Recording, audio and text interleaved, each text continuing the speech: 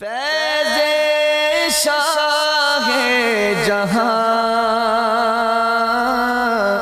صدائے رمضان۔ بسم اللہ الرحمن الرحیم۔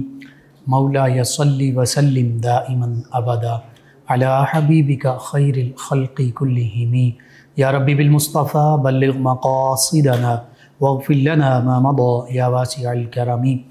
ناظرین و سامعین، 9 نیوز HD کے لائیو اسٹوڈیو سے رمضان المبارک کی اسپیشل ٹرانسمیشن صدائے رمضان کے ساتھ آپ کی خدمت میں حاضر ہے آپ کا میزبان محمد لقمان رضا۔ ناظرین، آج کائنات کے سب سے عظیم والد نبی رحمت صلی اللہ علیہ وآلہ وسلم کے والد گرامی سیدنا عبداللہ بن سیدنا عبد المطلب رضی اللہ عنہما آپ کے دستگار پاک ہوں گے۔ اس حوالے سے ہمارے ساتھ شریک گفتگو ہوں گے ہمارے معزز مہمان اسلامک اسکالر جناب علامہ محمد احمد مشتاق نقشبندی قادری صاحب، اور ان کے ساتھ ساتھ آقا کریم صلی اللہ علیہ وآلہ وسلم کی بارگاہ ناز میں مدحت سرائی کے لیے 2 ثنا خان باری باری ہمارے ساتھ تشریف فرما ہوں گے۔ سب سے پہلے محمد عویس چشتی صاحب ہمارے ساتھ موجود، اور ان کے بعد ہوں گے محمد عمران فخر سیالوی صاحب۔ میں آپ تمام معزز مہمانوں کو خوش آمدید کہتا ہوں۔ سیدنا عبداللہ نامی اسم گرامی بھی آپ کی عظمت رفعت اور شان کو ظاہر کر رہا اسم بامسمہ، اور پھر نبی کریم صلی اللہ علیہ وآلہ وسلم جو اس کائنات کے سردار ہیں، تمام مخلوقات کے سردار ہیں، حتیٰ کہ تمام انبیاء و مرسلین علیہم الصلاۃ و تسلیم کے سردار ہیں، ان کے پیارے والد بزرگوار سیدنا عبداللہ رضی اللہ عنہ وعلیہ السلام۔ چونکہ نبی کریم صلی اللہ علیہ وآلہ وسلم در یتیم ہیں، آپ کی ولادت باسعادت سے پہلے ان عظیم ہستی کا وصال ہو گیا، لیکن اگر یہ ہستی ہوتیں آقا کریم صلی اللہ علیہ وآلہ وسلم کی ظاہری حیات مبارکہ میں، تو پھر ہم تصور ہی کر سکتے ہیں کہ آقا کریم صلی اللہ علیہ وآلہ وسلم کے ساتھ ان کی محبت کا انداز کیا ہوتا، اور ان کا آقا کریم صلی اللہ علیہ وآلہ وسلم کے ساتھ محبت کا انداز کیا ہوتا۔ اس حوالے سے مزید گفتگو ہوگی، آپ کے ابتدائی تعارف، آپ کا خاندانی پس منظر، اور پھر اللہ تعالیٰ نے کیسے آپ کو عظمت رفعت اور شان عطا فرمائیں۔ جی علامہ محمد احمد مشتاق قادری نقشبندی صاحب، سیدنا عبداللہ رضی اللہ عنہ، سیدنا عبد المطلب رضی اللہ عنہ، ان کے اسماء مبارکہ اور پھر ان اسماء مبارکہ کی جو وجہ تسمیہ ہے، اور اللہ تعالیٰ نے ان کے ان اسماء مبارکہ میں ان کی جو شان کا ذکر یوں کیجئے کہ نام سے ہی شان کا ذکر فرما دیا، اس پر کلام فرمائیے گا۔ بسم اللہ الرحمن الرحیم۔ نحمدہ ونصلی ونسلم علی رسولہ الکریم، اما بعد، رضیت باللہ ربا وبالاسلام دینا وبمحمد نبیا ورسولا، اللہم صلی علی محمد معدن الجود والکرم وعلی آلہ واصحابہ وبارک وسلم۔ جناب قبلہ مفتی صاحب، میں آپ کا اور آپ کی اس پوری ٹیم کا نہایت ہی شکر گزار ہوں کہ آپ نے مجھ ناچیز کو یہاں مدعو کیا ان پاکیزہ اور بابرکت ہستیوں کا ذکر خیر کرنے کے لیے۔ مرحبا۔ سب سے پہلے حضرت عبد المطلب، آپ رضی اللہ تعالیٰ عنہ ہاشمی سید ہیں، سبحان اللہ، اور آپ کا نام اسم گرامی شیبہ تھا۔ تو شیبہ نام رکھنے کی وجہ یہ تھی کہ آپ کی جب پیدائش ہوئی تو آپ کے سر انور پر سفید بال تھے۔ سبحان اللہ، بزرگی کے آثار، بزرگی کے آثار تھے۔ سبحان اللہ۔ تو اسی لیے شیبہ بوڑھے کو کہتے ہیں، سفید بالوں والے، سفید بالوں۔ ٹھیک ہے۔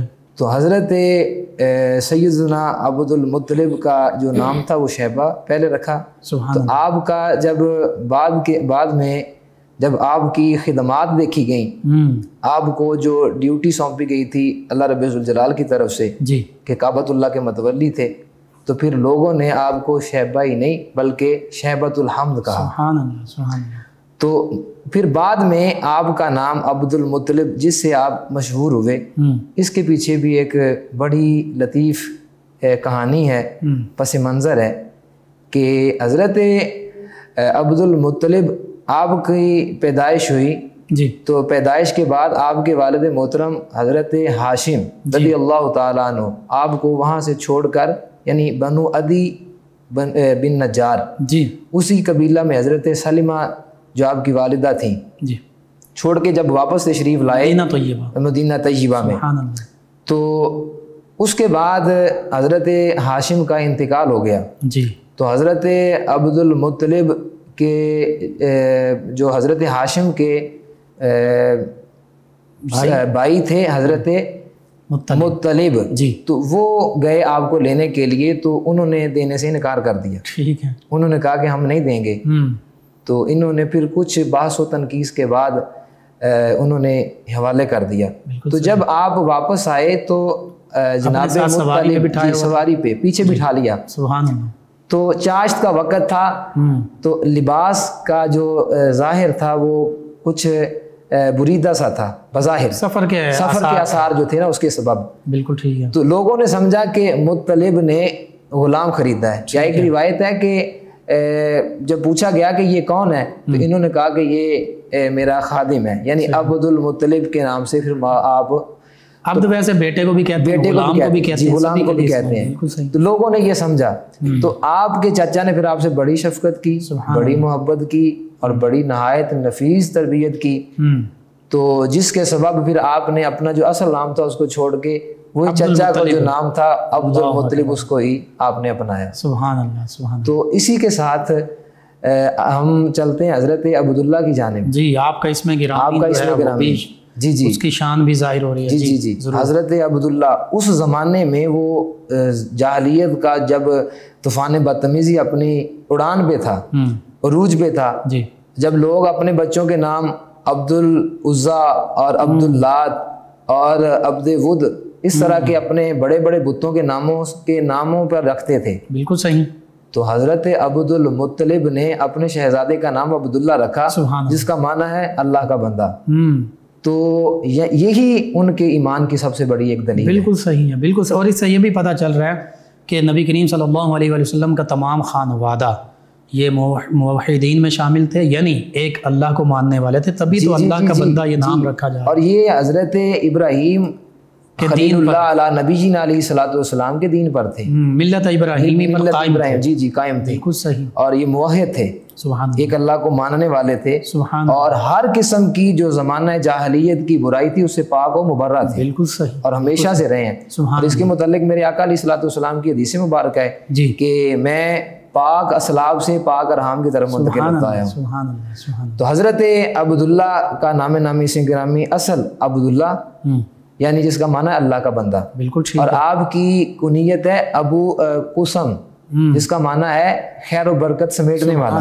سبحان اللہ. آپ کے لقبات بے شمار ہیں, ابو محمد, ابو احمد, سبحان اللہ, اور ذبیح, یہ آپ کا لقب ہے. بالکل صحیح. اور ابو محمد سے بعض احباب یہ اثر لیتے ہیں کہ ابو سے مراد تو والد ہوا, تو یہاں ہے کہ ابو یعنی والا, تو محمد والا حضور کی نسبت سے ان کی یہ کنیت تھی. اس سے پہلے سیدنا عبد المطلب رضی اللہ عنہ کا بھی چونکہ ان کا ذکر ہوا, تو آپ کی ازواج کے حوالے سے سیدنا عبد المطلب رضی اللہ عنہ اور اولاد کے حوالے سے بھی کچھ ہمارے ناظرین کی رہنمائی کیجیے. جی, حضرت عبد المطلب نے وقت کے اندر یعنی مختلف اوقات کے اندر آپ نے 6 شادیاں فرمائیں.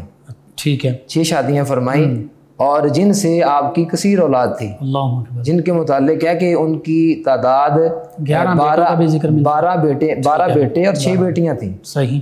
تو ان میں حضرت جو عبداللہ ہیں وہ 3 بھائی اور 5 بہنیں تھے, یہ 8 بہن بھائی تھے ایک ماں سے.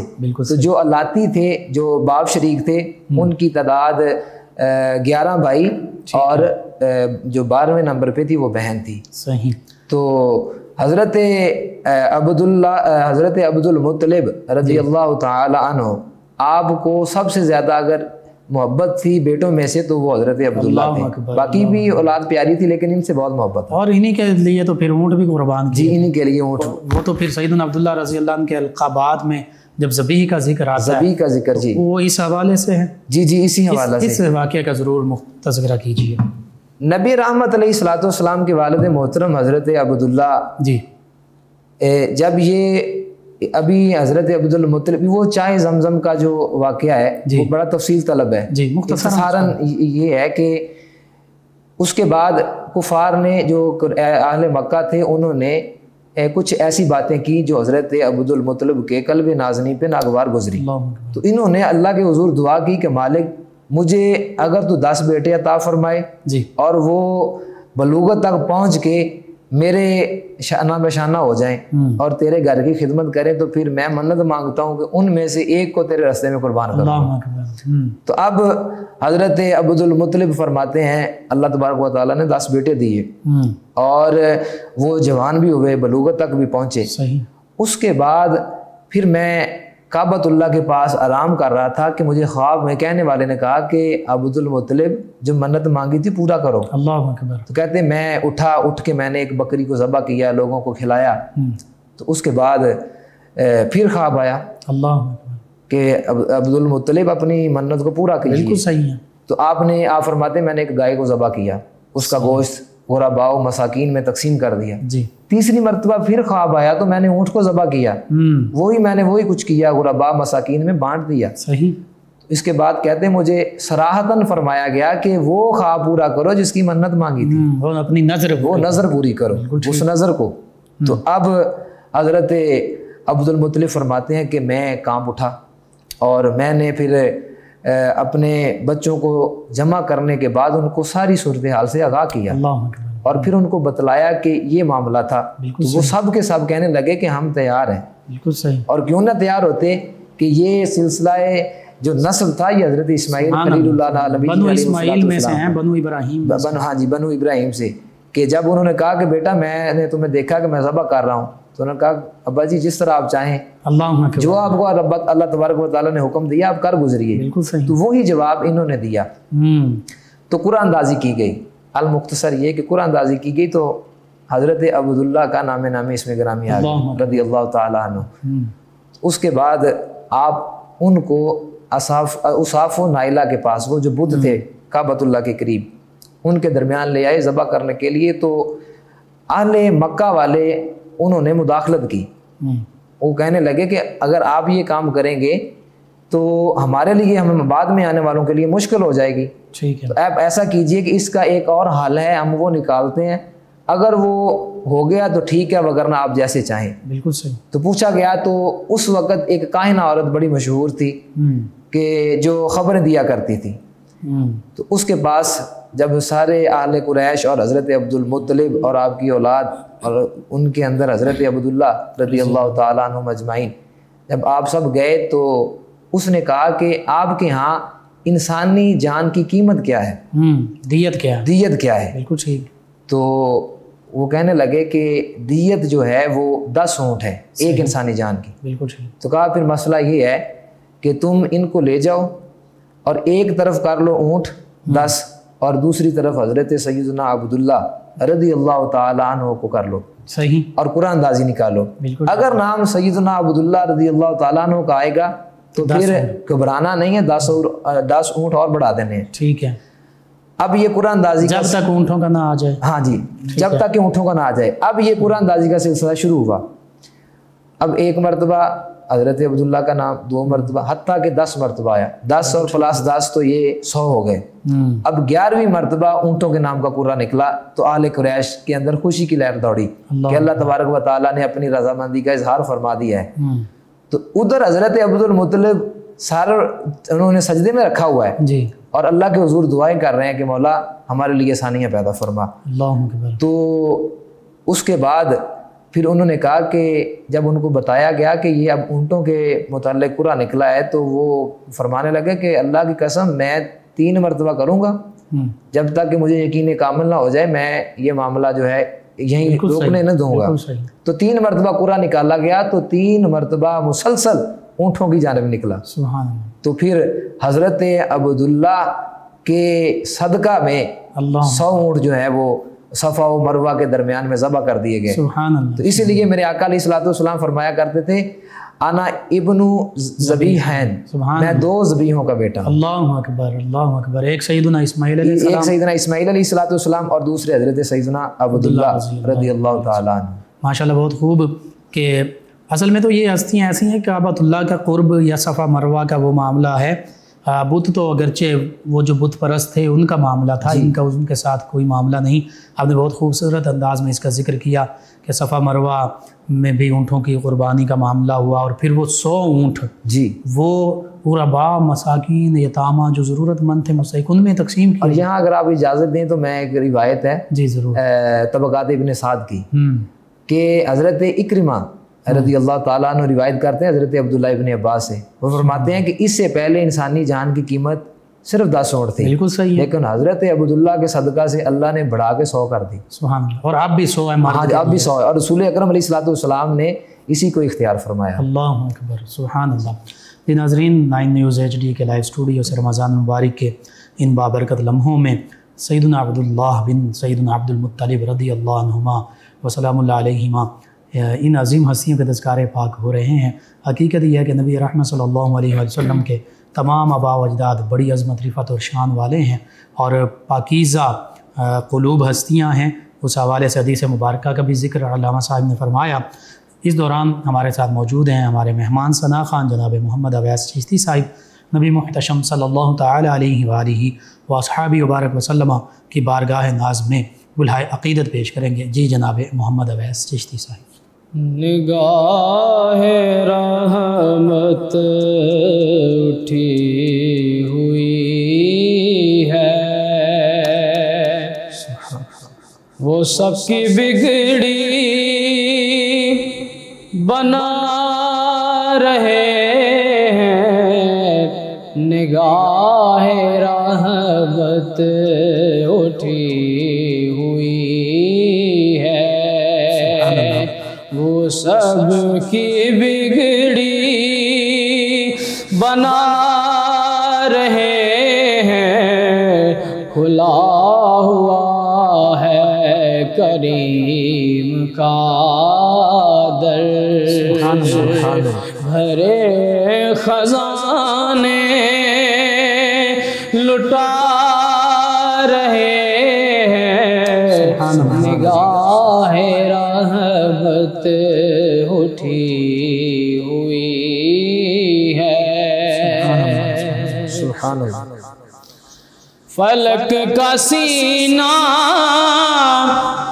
دھمک رہا ہے،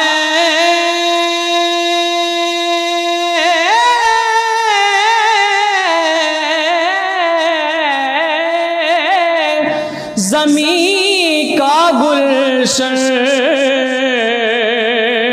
مہک رہا ہے، فلک کا سینہ دھمک رہا ہے، زمین کا گلشن مہک رہا ہے،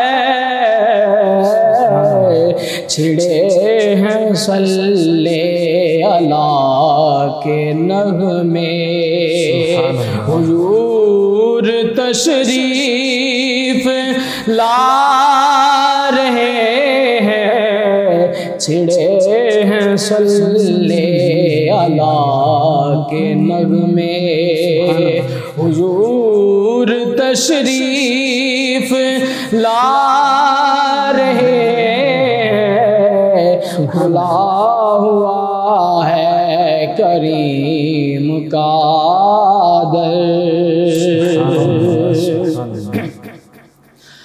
بروز محشر بوقت پرسش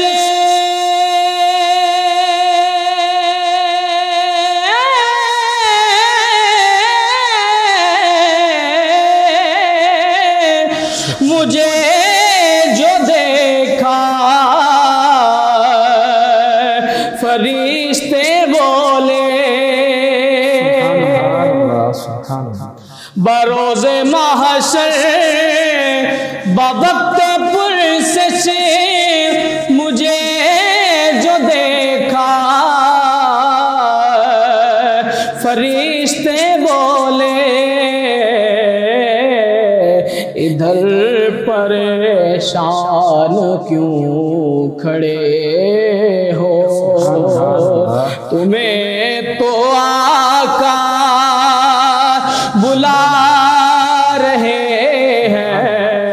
ادھر پریشان کیوں کھڑے ہو؟ تمہیں تو آقا بلا رہے ہیں، کھلا ہوا ہے کریم کا در۔ نہ ان کے جیسا عظیم دیکھا،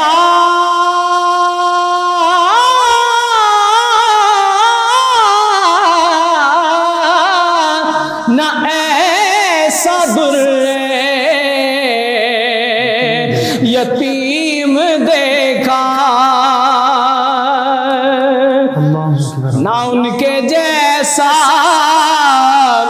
عظیم دیکھا، نہ ایسا یتیم دیکھا، کہ زمانہ ٹھکرا رہا ہے جن کو، انہیں وہ سینے لگا رہے ہیں، زمانہ ٹھکرا رہا ہے جن کو، انہیں وہ سینے لگا رہے ہیں، کھلا ہوا ہے کریم کا در۔ جزاک اللہ، ماشاء اللہ، بہت خوب۔ ناظرین، 9 نیوز HD کے لائیو اسٹوڈیو سے رمضان مبارک کی اسپیشل ٹرانسمیشن صدائے رمضان آپ کی خدمت میں پیش کی جا رہی ہے۔ آج بہت ہی عظیم ہستی نبی محتشم صلی اللہ علیہ وآلہ وسلم کے والد ماجد سیدنا عبداللہ رضی اللہ عنہ آپ کے تذکار پاک ہو رہے ہیں، اور ہمارے ساتھ شریک گفتگو ہیں ہمارے معزز مہمان اسلامک اسکالر جناب علامہ محمد احمد مشتاق نقشبندی قادری صاحب۔ جی علامہ محمد احمد مشتاق نقشبندی قادری صاحب، نبی محتشم صلی اللہ علیہ وآلہ وسلم کے والد گرامی سیدنا عبداللہ رضی اللہ عنہ، کہ جن کو خود نبی کریم صلی اللہ علیہ وآلہ وسلم نے ذبیح انہی کے اس واقعے کی جانب اشارہ کرتے ہوئے فرمایا کہ میں تو ذبیح کا بیٹا ہوں۔ اب سیدنا عبداللہ رضی اللہ عنہ عالم شباب میں ہیں، اور مکہ المکرمہ میں کئی خواتین آپ کو عقد کا پیغام دیتی ہیں، عقد کرنا چاہتی ہیں۔ پھر اس کے بعد ایسے بھی چند ایک واقعات کا ظہور ہوتا ہے کہ سیدنا وہب رضی اللہ عنہ جو ہیں وہ آپ کا وہ عالم دے کر خود سیدہ آمینہ سلام اللہ علیہ ان کے حوالے سے آپ کے والد گرامی ان سے عقد جو ہے اس کی بات کرتے ہیں۔ تو اس کا پس منظر سیدنا عبد المطلب رضی اللہ عنہ کی جوانی شباب کیسا تھا، پھر عقد سیدہ آمینہ رضی اللہ عنہ و سلام اللہ علیہ سے کیسے ہوا، اس پر کلام کیجیے۔ جی، حضرت سیدنا عبداللہ رضی اللہ تعالیٰ عنہ آپ کی یہ شان و رفعت و بلندی جو تھی، اس کا سب سے بڑا سبب یہ تھا کہ آپ کی پیشانی میں نور مصطفیٰ صلی اللہ علیہ وآلہ وسلم کا سمندر موجزن تھا۔ سبحان اللہ، وہ نور مصطفیٰ چمکتا تھا۔ اللہ اس کی چمک اور دمک دیکھ کے رؤسائے قریش کی بڑی جو عفت و باب عورتیں، جو مالدار عورتیں تھیں، انہوں نے پیغام نکاح بھیجا۔ بالکل صحیح۔ ان میں ایک یہودیہ عورت تھی فاطمہ نامی، ٹھیک ہے، اور ایک ورقہ بن نوفل کی بہن بھی تھیں، اور ایک تھیں فاطمہ بنت شامیہ جو شاہ شام کی صاحبزادی تھی۔ ٹھیک ہے، وہ اسپیشل آئی شام سے ان کے ساتھ صرف نکاح کے لیے۔ اللہ اکبر۔ تو لیکن بالآخر اس کو بھی اس نے، اور یہ بھی ان میں سے اکثر جانتی بھی تھیں کہ نبی رحمت جو آخری نبی آخر زمان، ان کا نور جو ہے وہ انہی کے پیشانی میں چمکتا ہے، اور اس کی وہ تعلیم۔ جی حضرت جو ورقہ بن نوفل تھے یہ تورات کے بہت بڑے عالم تھے، تو یہ حضور علیہ السلام کے اوصاف حمیدہ کو ذکر فرمایا کرتے تھے اپنے تورات کے حوالے سے، کہ تورات کے اندر جو حضور علیہ السلام کے اوصاف حمیدہ ہیں، حضور کی جو نشانیاں تھی اس کے اندر، اور آمد مصطفیٰ کا جو وہاں تذکرہ تھا، وہ گاہے بگاہے اپنے گھر میں وہ اگر ذوق کی اجازت دیں تو وہ گاہے بگاہے حضور کی آمد کی محفل سجایا کرتے تھے. بے شک. تو آپ کی بہن نے جب حضور علیہ الصلوۃ والسلام کے یہ اوصاف سنے تو ان کے دل میں یہ خیال آیا کہ کاش وہ نبی و آخر الزماں جو اولین و آخرین کا سردار ہوگا سبحان اللہ. کہ اگر کیا قسمت کہ اگر میں اس کی والدہ بن جاؤں. اللہ اکبر. لیکن یہ تو ان کی ایک اپنی تمنا تھی. قدرت الہی نے تو فیصلہ پہلے ہی فرما دیا تھا کہ کون ہوگا جو اس منتخب فرما دیا تھا. تو یہ 5 خواتین تھیں. انہوں نے پیغام نکاح بھیجا، مال کی بھی پیشکش کی، لیکن حضرت عبداللہ رضی اللہ تعالیٰ عنہ نے فرمایا کہ میں اپنے والد ماجد کے حکم کے بغیر کہیں نکاح نہیں کروں گا. یہ اس زمانے کی بات ہے کہ جب باپ کو جو ہے باپ کو ترجیح نہیں دی جاتی تھی. تو یہ تربیت، یہ خانوادہ بہت اعلیٰ تھا.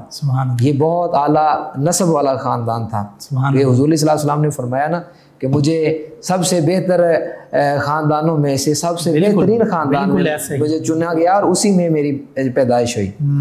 تو اب اس کے بعد وہ شاہ شام کی جو صاحبزادی تھی وہ واپس چلے گئی. ٹھیک ہے. اور حضرت عبداللہ رضی اللہ تعالیٰ عنہ ایک دن شکار کے لیے باہر نکلے. بالکل. تو یہودیوں نے چونکہ حضور علیہ الصلوۃ والسلام کے جو اوصاف تھے وہ پڑے ہوئے تھے تورات میں، اور وہ جو آثار تھے وہ سارے کے سارے محمدی صلی اللہ علیہ وسلم کے بارے میں بھی جانتے تھے. تو اور یہاں تک کہ ان کے جو کاہن تھے، جو ان کے بڑے تھے، وہ جب یہ نور محمدی ایک پشت تھے راہم میں منتقل ہوتا تو وہ بتاتے تھے کہ آج فلاں پشت سے فلاں راہم میں منتقل ہو گیا، یہ بتاتے تھے. تو وہ دشمن ہو گئے اور وہ موقع کی تلاش میں رہتے تھے. اور اس میں بھی وجہ یہ تھی نا کہ وہ سمجھتے تھے کہ آخری نبی آخر الزمان صلی اللہ علیہ وسلم بنو اسحاق میں اسی طرف آ رہا ہوں. بالکل صحیح. کہ وہ چاہتے تھے کہ بنی اسرائیل سے نبوت جو ہے اب جاتی رہے گی اور اب نبوت چلی جائے گی بنو اسماعیل کی طرف. تو وہ اس چیز کو وہ ناگواری تھی، ناپسند سمجھتے تھے. لیکن اللہ تبارک و تعالیٰ جس کی حفاظت فرمائے، تو رب ذوالجلال نے اپنے اس پیارے بندے حضرت سیدنا عبداللہ کی حفاظت اس طرح فرمائی کہ جنگل میں گئے تو روایت ہے کہ 70 یہودی جو ہے لیس بند تھے، ہتھیاروں سے لیس بند. تو وہ آپ کو معاذ اللہ شہید کرنے کے در پہ ہوئے. تو وہاں حضرت وہب بن عبد مناف، اور یہ نانا تھے حضور کے، اور حضرت آمینہ سلام اللہ علیہا کے والد ماجد تھے. تو انہوں نے وہ منظر دیکھا اور چشمدید گواہ ہے کہ وہ جب یہودی آپ کو شہید کرنے کے ارادے سے آگے بڑھے تو دیکھا کہ وہاں کچھ ایسے سوار نمودار ہوئے کہ وہ گھوڑوں پر ہیں اور سفید لباس میں ہیں، اور انہوں نے ان کا خاتمہ کر دیا، ان سب کو جہنم حاصل کیا. تو اس سے پہلے کی جو شہرت تھی وہ 100 اونٹ ذبح کیے حضرت عبداللہ کے عوض. اور پھر یہ واقعہ جب حضرت عبد مناف نے حضرت وہب بن عبد مناف نے دیکھا تو ان کے دل میں محبت اور گھر کر گئی. تو ان کے دل میں خیال آیا کہ کیوں نہ ہو کہ میں اپنی شہزادی کا نکاح اسی شہزادے سے کر دوں، کیونکہ یہی جوڑی سب سے مناسب ہے. اور اس سے پہلے بھی آپس میں عقد تھا. سیدہ سلمہ رضی اللہ عنہا کا جب ذکر ہوا بنو عدی بن نجار سے، تو یہ پہلے بھی ان خاندانوں میں قربت آپس میں رشتہ داری تھی. اور یہ میں عرض کرتا چلوں، یہ بنو عدی بن نجار یہ وہی قبیلہ ہے کہ جب حضور علیہ الصلوۃ والسلام تشریف لائے تو وہ بچیاں کے، وہ شاعر کہتا نا کہ ہم ہیں بچیاں نجار کے علی گھرانے کی، خوشی ہے آمینہ کے لال کے تشریف لانے کی. طلع البدر علینا من ثنیۃ الوداع وجب الشکر علینا ما دعا للہ داعی. تو یہ ان کا ربط اور ان کی محبت بڑی پرانی تھی. سبحان اللہ. تو پھر حضرت عبداللہ اور حضرت اماں آمینہ سلام اللہ علیہا کا نکاح ہوا، اور بڑی سادگی کے ساتھ ہوا یہ نکاح. بالکل صحیح. تو اس کے بعد حضرت عبداللہ رضی اللہ تعالی عنہ آپ کے پیشانی کے اندر جو نور مصطفیٰ کا سمندر تھا، جو نور مصطفیٰ چمکتا تھا، اس کی چمک پھر آپ کی زوجہ یعنی حضور علیہ الصلوۃ والسلام کی والدہ طیبہ طاہرہ حضرت آمینہ سلام اللہ علیہا کا شکم پاک میں منتقل ہوا. تو یہاں بھی ایک بات ہے کہ وہ جو عورتیں تھیں جنہوں نے پہلے نکاح کی پیشکش کی جی تو جب یہ نور محمدی منتقل ہو گیا حضرت اماں آمینہ کے شکم پاک میں جی تو بعد میں جب وہ دیکھتی تھی جن میں ورقہ بن نوفل کی بہن بھی ہے تو وہ چھپ جایا کرتی تھی. ٹھیک ہے. تو وہ حضرت عبداللہ پوچھنے لگے کہ بھئی پہلے تو تم مجھ سے نکاح کی پیشکش کرتی تھی, نکاح کے بارے میں بالکل صحیح تم کہتی تھی, لیکن اب چھپتی ہو. کہا اب وہ نظر چیز نہیں آتی جو میں چاہتی تھی کہ آپ کی پیشانی میں میرا بھائی ورقہ بن نوفل تورات کا عالم ہے اور اس نے نور مصطفیٰ کی نشانیاں بتائی تھی جو آپ کے اندر تھیں, تو میں اس حصول کے لیے آپ سے نکاح کرنا چاہتی تھی. اب وہ کسی اور شکم میں امانت ہو گیا ہے. سبحان اللہ. تو اسی کے ساتھ پھر ایک وقت گزرا کہ نکاح کے 6 7 یا 8 ماہ بعد جی حضرت عبد المطلب کی اجازت سے حضرت عبداللہ رضی اللہ تعالیٰ عنہ تجارت کی غرض سے شام کی طرف نکلے. تو جب شام کی طرف نکلے تو وہاں سے واپسی پر آپ کی طبیعت نازنین ناساز ہو گئی. تو پھر آپ اپنے ننیال جو تھا حضرت عبد المطلب کا وہاں آپ نے قیام کیا. ٹھیک ہے. وہی بنو عدی بن نجار وہیں قیام فرمایا اپنے سسرال میں. ٹھیک ہے. تو حضرت عبد المطلب کا ان سے پیار بڑا تھا, محبت بڑی تھی, انس بڑا تھا. تو بیٹے کی فکر لاحق تھی, دامنگیر تھی کہ ابھی بیٹا ابھی تک پہنچا نہیں. تو پتہ کروایا گیا تو کہنے والے نے بتایا کہ حضور ان کی طبیعت ناساز ہے اور وہ بنو عدی بن نجار میں آرام فرما رہے ہیں, وہاں قیام کیا ہوا ہے انہوں نے. تو آپ نے حضرت حارث بن عبد المطلب ان کو بھیجا جو ان کے بھائی ہیں. تو جب وہ پہنچے تو قدرت الہی نے ساتھ نہ دیا, وقت نے اجازت نہ دی کہ آپ کا وصال ہو گیا جو مشیت ازدی تھی. تو عین عالم شباب جب جوانی کا جوبن تھا 25 سال کی عمر میں حضرت عبداللہ نے وصال فرمایا مدینہ تو طیبہ میں. تو یہ حضرت نبی رحمت علیہ الصلاۃ والسلام کے والد محترم کا جدائی کا وقت تھا کہ جب آپ ابھی ماں کے شکم پاک میں تھے, ابھی ولادت نہیں ہوئی. صاحب یہاں پر ایک بات مختصراً میں عرض کر دوں, 1978 میں غالباً جی میں اسی طرح معاملہ ہوا تو پھر وہ آپ مجھے اجازت دیں آپ کی حیات مبارکہ ہمارے سامنے نکھر کر آتی ہے. میں جس حوالے سے ضرور آپ. اس کے بعد جب آپ وہاں پہنچے یعنی آپ کے بھائی, تو انہوں نے آپ کی تجہیز و تکفین کی جو اس وقت کا طریقہ رائے تھا. بالکل صحیح. اس کے مطابق بڑے شان و شوکت کے ساتھ آپ کی تدفین کر دی گئی. اور وہ مقام تھا دار النابغہ. بالکل صحیح. دار النابغہ یہ مسجد نبوی شریف کی حدود میں آتا تھا. سبحان اللہ. یہ وہاں ہی تھا.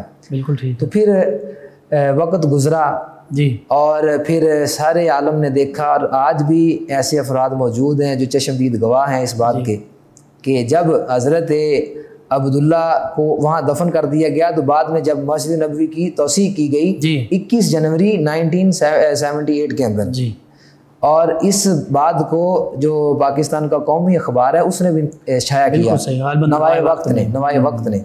تو اس میں تھا کہ جب کھدائی کی گئی تو وہاں دیگر صحابہ کرام کی مبارک قبریں جو تھیں وہ کھل گئیں, اور انہی قبروں میں سے عین شاہد جو تھے انہوں نے بتایا کہ یہ حضور کے والد محترم حضرت سیدنا عبداللہ رضی اللہ تعالیٰ عنہ کی قبر پاک ہے, مزار پرانوار ہے. تو جب دیکھنے والوں نے دیکھا کہ 1400 صدیاں سے بھی زائد کا عرصہ گزر چکا ہے جی, تو آج بھی ان کا جسم ایسے تر و تازہ ہے جیسے کہ ابھی دفن کیا. اللہ اکبر. علامہ صاحب ان میں ایسے یعنی شاہدین ہیں جو آج بھی موجود ہیں اور جن سے مجھ ناچیز نے وہ واقعہ انہوں نے سنایا اور کہ وہ وہاں موجود تھے, خود اپنی آنکھوں سے دیکھا کہ کیسے حشاش بشاش نورانی چہرے مبارکہ جسم صحیح سلامت ہیں اور منتقل ہو رہے ہیں. اور یہ قبلہ مفتی صاحب یہ سب سے بڑی دلیل ہے اللہ ایمان کی کہ آج ایماندار ہو شخص ہو مومن ہو لیکن گناہ گار ہو تو کہہ نہیں سکتے کہ اس کا جسم سلامت رہا ہوگا. بالکل ٹھیک ہے. جو روایات ہیں جو آثار ہیں, لیکن یہ صرف مومن ہی نہیں تھے بلکہ مومنوں کی جان کے باب تھے. سبحان اللہ سبحان اللہ. سبحان اللہ. تو پھر کیسے ممکن ہے کہ یہ ان کے جسم کو زمین جو ہے وہ کسی قسم کی اذیت پہنچائے؟ علامہ صاحب لمبی گفتگو کیا کریں, جو معاذ اللہ ثم معاذ اللہ ان ہستیوں کے حوالے سے ایمان کے حوالے سے بات کرتے ہیں ان کو پہلے اپنے ایمان کی فکر کرنی چاہیے. بے شک. پھر یہ تو بعد کا معاملہ ہے. بہرحال بہت خوبصورت آپ نے گفتگو کی، اللہ تعالیٰ آپ کو جزائے خیر عطا فرمائے۔ آمین۔ اس حوالے سے والدین کے حوالے سے آج کے معاشرے اور نوجوان کو کیا آپ پیغام دینا چاہیں گے؟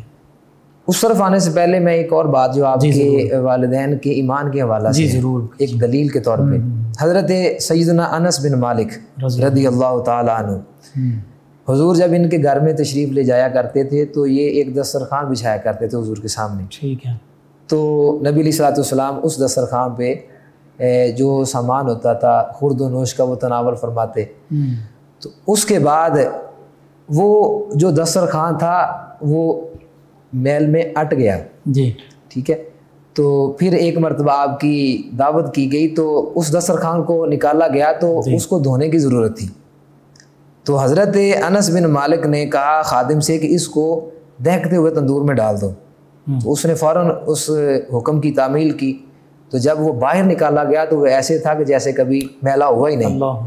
اب دیکھنے والوں نے پوچھا کہ حضرت آگ کا جو کام ہے وہ جلانا ہے، اور آپ نے دسترخوان اس کے اندر پھینکا اور وہ ایسے نکلا کہ جیسے کہ ابھی بازار سے نیا لایا گیا ہو، تو اس کی وجہ کیا ہے؟ تو فرمانے لگے کہ بات یہ ہے دراصل کہ ایک مرتبہ کریم آقا علیہ الصلوۃ والسلام کھانا تناول فرمانے کے بعد حضور نے اپنے ید اللہ والے گورے گورے ہاتھ ان سے اس کے ساتھ صاف کیے تھے، صرف مس کیے تھے حضور نے، اور میرا یہ ایمان تھا کہ جو چیز حضور کے ساتھ مس ہو جائے آگ کا کام ہی نہیں ہے کہ اس کو جلا جائے۔ تو جب ایک دسترخوان، ایک کپڑے کا ٹکڑا کہ جس کو میرے آقا علیہ الصلوۃ والسلام جس کو فیض پہنچا دیں، فیضان دے دیں، جس کے ساتھ اپنے جسم پاک و مس فرما دیں، جب اس کی یہ شان ہے، تو جن اصلاب طیبہ میں اور ارحام طاہرہ میں حضور نے اتنی دیر قیام فرمایا، کیسے ممکن ہے کہ اللہ تبارک و تعالیٰ ان کو آگ میں بھیجے گا؟ بلکہ وہ تو ایماندار ہیں، اور ان کے ایمان کی گواہی قرآن بھی دے رہا ہے، وَتَقَلُّبَكَ فِي السَّاجِدِينَ، طویل کلام کیا۔ جی بالکل، بہت خوب۔ ناظرین، سیدنا عبداللہ رضی اللہ تعالیٰ عنہ کا کریم صلی اللہ علیہ وآلہ وسلم کے والد ماجد جو بڑی عظمت رفعت اور شان والے، آپ کی بارگاہ میں خراج عقیدت پیش کیا گیا، اللہ تعالیٰ اسے قبول فرمائے۔ آخر میں علامہ محمد احمد مشتاق نقشبندی قادری صاحب دعا فرما دیجیے۔ بسم اللہ الرحمن الرحیم، اللہم صلی علی سیدنا و مولانا محمد معدن الجود والکرم وعلی آلہ و اصحابہ وبارک وسلم۔ الہ العالمین، ہم نے یہاں جمع ہو کر تیرے محبوب علیہ الصلوۃ والسلام کے والدین کریمین طیبین کا ذکر خیر کیا، الہی اس کو اپنی بارگاہ ربوبیت میں قبول فرما۔ مالک و مولا، حضور علیہ الصلوۃ والسلام کے والدین کریمین کے صدقہ سے جن کے والدین اس دنیا فانی سے رحلت فرما چکے ہیں ان کی کامل بخشش فرما، اور جن کے والدین حیات ہیں مولا ان کا سایہ ان کی اولاد پہ تادیر فرما۔ الہ العالمین، 9 نیوز اور قبلہ مفتی صاحب اور اس کی پوری ٹیم کو اپنے ہاں سے بے شمار رحمتیں اور برکتیں عطا فرما۔ الہ العالمین، ہم سب کو تمام آسمانی زمینی آفات و بلیات سے محفوظ فرما۔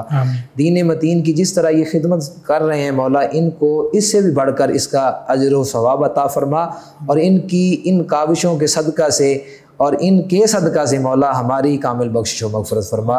وَأُفَوِّضُ أَمْرِي إِلَى اللَّهِ إِنَّ اللَّهَ بَصِيرٌ بِالْعِبَادِ وَصَلَّى اللَّهُ تَعَالَى عَلَى خَيْرِ خَلْقِهِ مُحَمَّدٍ وَآلِهِ وَأَصْحَابِهِ أَجْمَعِينَ۔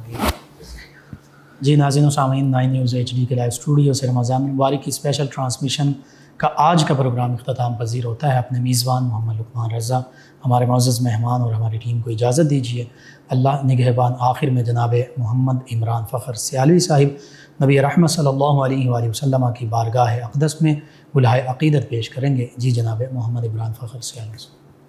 چمک تجھ سے پاتے ہیں سب پانے والے، چمک تجھ سے پاتے ہیں سب پانے والے، چمک تجھ سے پاتے ہیں سب پانے والے، چمک تجھ سے پاتے ہیں سب پانے والے، میرا دل بھی چمکا دے چمکانے والے۔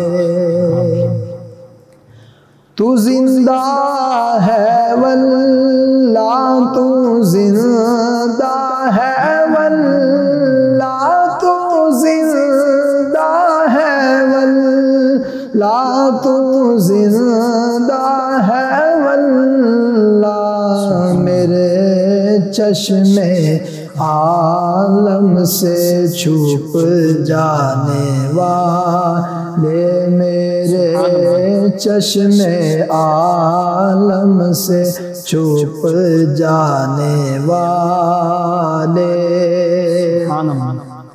رہے گا یوں ہی ان کا چرچا رہے گا